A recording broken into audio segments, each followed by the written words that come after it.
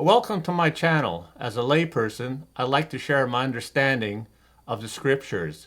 Today I'm looking at Galatians 1. So Galatians 1 is the foundation. If you don't understand Galatians 1, the rest of the epistle might not make much sense. In chapter 1, Paul lays down the foundation for understanding the book of Galatians by making a clear distinction between what is from God and what is from man. Verse 1, Paul states that he is an apostle of Yehoshua and not through the agency of man. Now he says this because Paul was learned in two laws.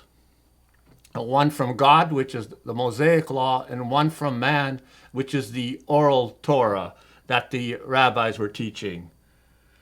Verse 4, Yeshua gave himself for our sins. So sin is the transgression of the law, 1 John 3:4. So that he could deliver us out of this present evil age according to the will of our God and Father. So in Psalm 40, verse 8, the will of the Father is to have the Torah in his heart. So we would be completely obedient to his instructions as opposed to the instructions of man. In verses 6 to 9, Paul states that anyone deserting Yeshua, that would be they're leaving his teaching for man's teaching, or teaching a different gospel, let him be accursed. The gospel is about a kingdom.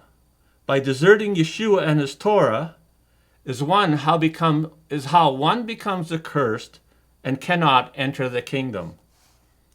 In verses 10 to 12, Paul makes this clear that you can't be a bondservant of Messiah and please men by teaching their gospel, which is the oral law. So he's basically saying you have to decide, who do you want to follow? You want to follow the Messiah, or do you want to follow man? In Ezekiel 20, verses 18 and 19, God said, do not walk in the statutes of your father. I am Yod-Heh-Vav-Heh, your God. Walk in my statutes. Now the word statutory holidays where I live, that's where we get the word statute from. And so statutory holidays of men would be something like Christmas or Easter. These are the statutes of men when God is asking us to follow his holy days, not man's statutes or their holidays. Verses 13 and 14, this is where Paul makes it clear what man-made teachings he is talking about. It is Judaism. That was the man-made teaching that he grew up with and they were present in his day, or commonly known as traditions of the ancestor or ancestral traditions, which he was very zealous for when he was persecuting the followers of Yeshua. So in verses 15 to 24, Paul presents his credentials that God had already set him apart for preaching the gospel while still in his mother's womb, to preach the gospel to the Gentiles.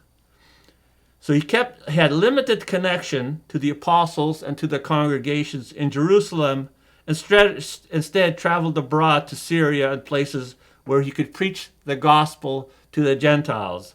So he has deserted his traditional ancestors, which was the oral law, man-made traditions, and then switched over to preaching or teaching the gospel of the Torah that God had made for his people.